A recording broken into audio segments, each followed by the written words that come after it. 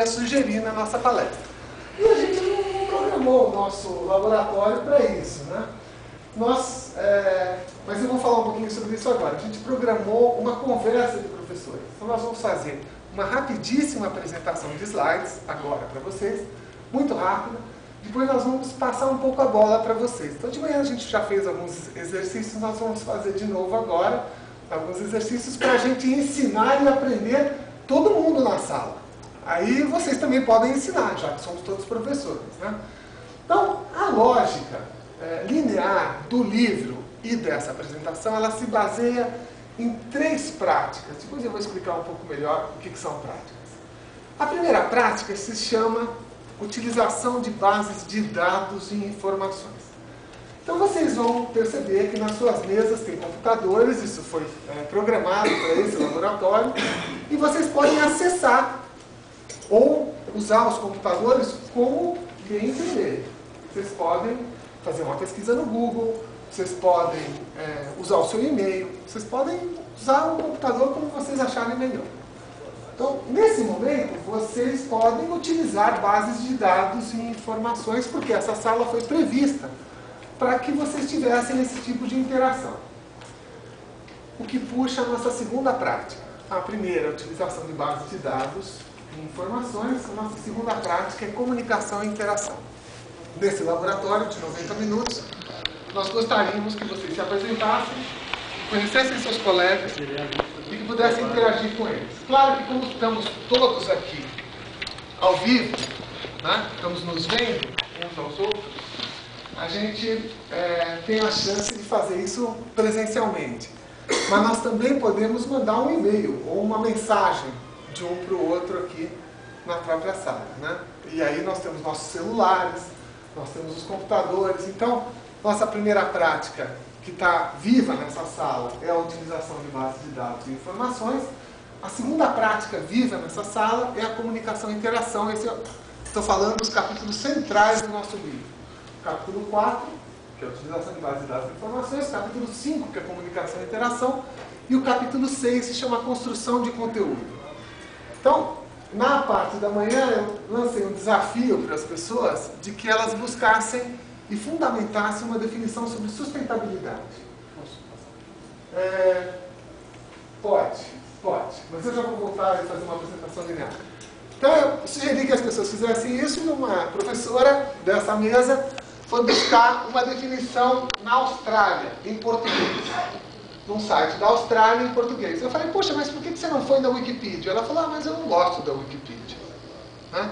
Então, estamos numa sala de professores, vamos ter essa possibilidade de construir conteúdo na sala, de comunicar, interagir e de utilizar bases de dados e informações, e esse é o objetivo, então, desse nosso laboratório. Eu vou fazer uma passagem rápida desde o começo. Vocês podem baixar essa apresentação.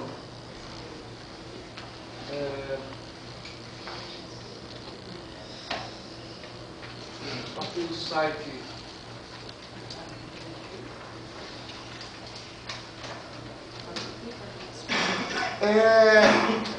Eu, na verdade, queria uma apresentação com 10, 15 slides. Aí ontem nós conversamos à noite, o Fábio me devolveu uma apresentação com 87 slides. Falei, mas Fábio, 87, né? Aí ele me convenceu de que a gente deveria ter um backup completo de todos os principais exercícios. Então, para aqueles que gostam de uma apresentação linear, vai ter uma prova completa de vários dos exercícios que nós usamos no livro, numa apresentação de 87 slides, né? Agora você colocou menos? Então ele deu uma cortada agora, né?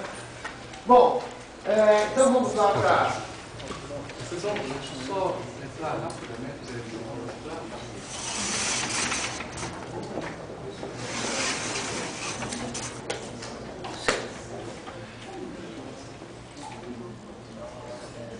Esse link de baixo aqui, eles têm todas as, inclusive as apresentações anteriores dos outros fóruns, e a desse é do 7º fórum.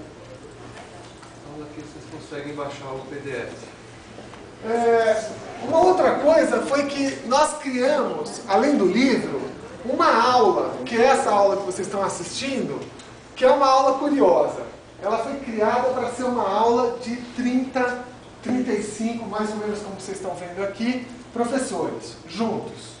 Então ela é uma formação coletiva, né? Ou seja, como somos todos professores, provavelmente de lugares diversos, áreas diversas, estilos diversos, subjetividades diversas, então estamos numa aula de formação de 35 professores, inclusive nós. O livro tem 2 capítulos específicos, que são o 6, 4, 5, 6, o 7 e o 8, que dizem que o livro é aberto e a aula é aberta. Então esta é um ensaio da nossa aula aberta. Significa que a gente deve poder estimular a interação dentro da sala e vocês vão ver que, se Deus quiser, isso vai funcionar de novo. Então vamos lá. Como toda aula precisa ter plano de ensino, né? Então está aqui o nosso. Estimular a reflexão crítica a respeito das mudanças que vêm ocorrendo na educação, destacando o fenômeno de tecnologias que educam. Então, um fenômeno qualitativo chamado tecnologias que educam. Identificar práticas como circunstâncias sempre presentes. Nós escrevemos esse livro da maneira mais curiosa possível. O Fábio saiu deslocadamente escrevendo os capítulos 4, 5 e 6. E eu olhava ele escrevendo aquilo e falava, gente, eu fiquei com uma tarefa difícil. Eu devo escrever 1, 2 e 3, eu não tenho a menor ideia do que aquele professor está fazendo na outra ponta. É uma boa estratégia. Se vocês quiserem escrever um livro, convide alguém, escreva a metade do livro e ele escreveu um miolo. O colega vai fazer a parte mais complicada, que é definir o que... Não, eu estava tentando entender o que ele queria escrever, tá certo? Então, eu escrevi os capítulos 1, 2 e 3, depois, no último capítulo, eu entendi que a gente deveria tratar o significado da comunicação para a vida social. Usei um texto de 1909, maravilhoso, sobre isso, que foi editado em 70 pelo Fernando Henrique e pelo Otávio Yanni, que chama Homem e Sociedade. Tem lá um texto de 1909, agora o autor está me fugindo, mas enfim, usei isso no capítulo final. Mas eu, depois de várias caminhadas para lá para cá, eu gosto muito de ficar andando, uma hora falei, Fábio, acho que encontrei o seu modelo para escrever. Porque o engraçado é que ele saiu escrevendo com uma lógica consistente. Agora eu precisei usar a pesquisa qualitativa caprichada para poder localizar onde é que ele estava se movimentando. Então, essa foi a chave do negócio. A gente não entende prática como algo que eu pratico, mas prática como uma circunstância sempre presente. Então, nessa sala vocês têm práticas. Quais? Informação e comunicação. Está amplamente disponível na sala. Primeiro nós temos um monte de professores, depois nós temos computadores, depois nós temos a internet ligada em todos esses computadores. Então, fora isso, podemos conversar na sala. Então, informação e comunicação. Além disso, as práticas que a gente entendeu que no livro caberiam, são a utilização de bases de dados e informações, comunicação e interação e construção de conteúdo. Então, práticas sempre presentes são algo que a gente deve observar no dia a dia e aí eu posso, como professor, usá-las ou não. Claro que vai ter universidades que não vão ter salas virtuais, por exemplo, que não vão ter ênfase em programas de educação à distância, que não vão ter ênfase em atividade na Lan House, por exemplo. Outras já vão enfatizar jogos, vão fazer coisas de outras características. Então, se a gente pudesse fazer um mapa na sala, a gente ainda não teve aula virtual antes, né? Mas a gente certamente descobriria uma diversidade incrível de estilos, de organizações, instituições, professores, cursos e alunos. Quer dizer, a gente teria uma riqueza muito grande aqui de diversidade possível. No entanto, a gente teria práticas como circunstâncias sempre presentes de várias qualidades. Nós selecionamos algumas gerais e esperamos que vocês conversem sobre outras. Destacar práticas para ensinar e aprender com tecnologias de informação e comunicação. Eu comentei sobre os capítulos centrais e as práticas que nós destacamos no livro. Promover os conceitos de livro aberto